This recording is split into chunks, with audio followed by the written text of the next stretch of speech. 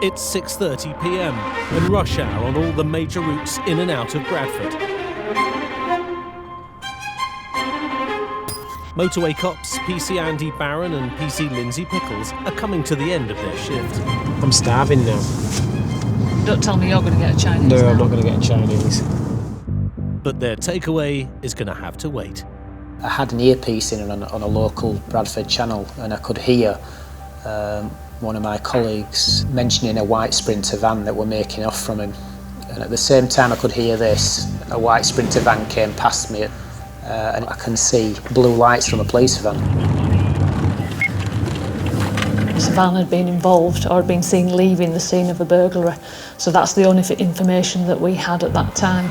Yeah, we're turning, not trying to stop it yet, we're right on the Victor Road. Andy and Lindsay are trained in pursuit driving. 5-1 behind you. As they catch up with the chase, they signal to pass. Yeah, we're pulling over till he comes through. Tango 5-1. 5-1, we're going to intro, it's got a vehicle making off. 5-1, we're currently on St Mary's Road towards Lum Lane. You get a rush of adrenaline, and I recall everything, gripping the steering wheel and thinking, right, we're in for a roll here. Left onto Drummond Road. You never know what's going to happen, you never know what's around the corner, you never know how members of the public are going to react, so it's a dangerous situation.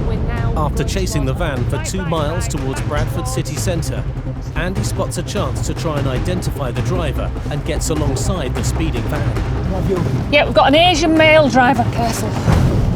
There are many things that we have to consider in a split second. If that target vehicle crashes into a family and causes serious injuries, it's always in the back of our head, what if that were my family or my colleague's family?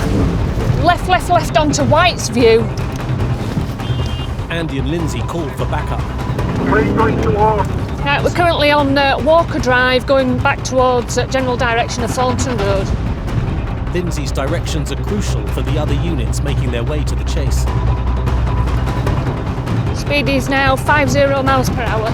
Stand by. The stakes are rising as the van heads back towards busy rush hour streets. It was tea time, people coming and going from work, there's children, it's a highly residential area, the roads were all busy by the traffic lights, etc.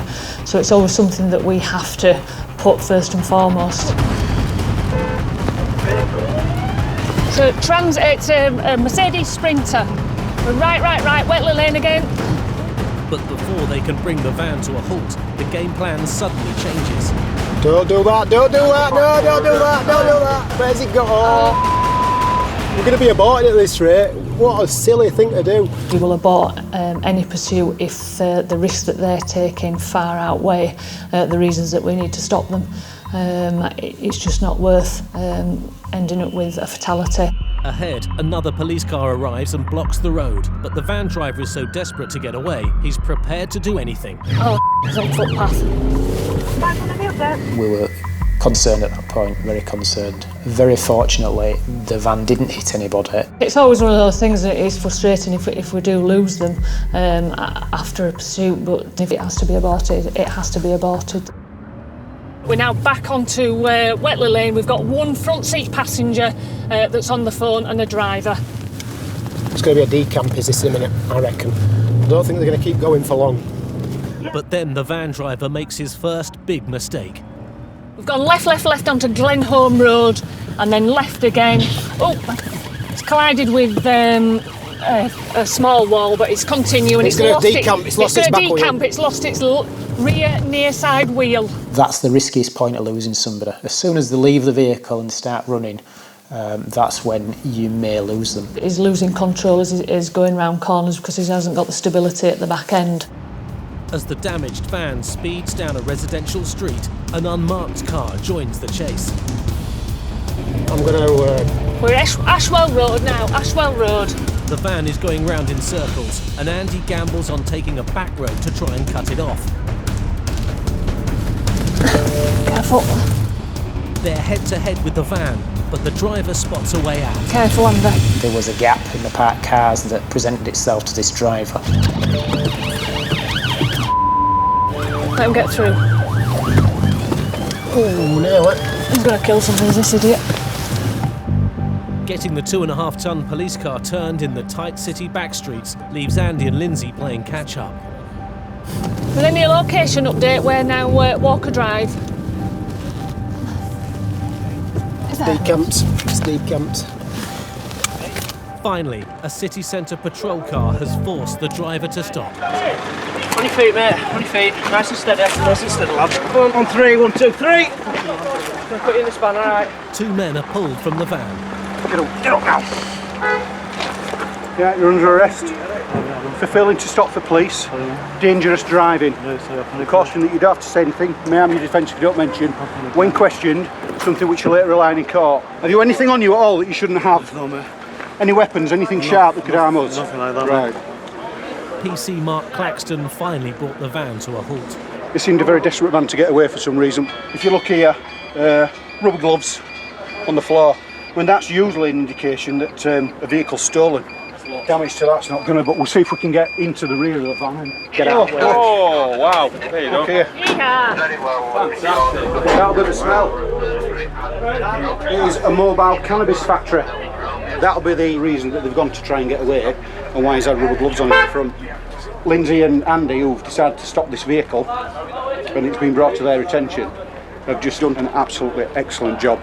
During the chase, Andy suspected the van might be carrying cannabis. The stench coming from back at van, even in his car following it, were quite overwhelming. To get that haul is significant, really. It's an excellent result.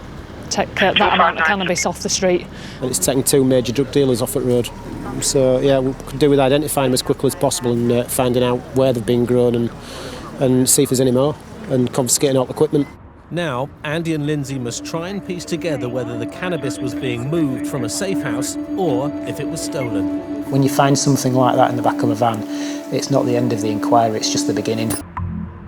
15 miles away, back in Bradford, the cannabis haul is stirring up a lot of interest.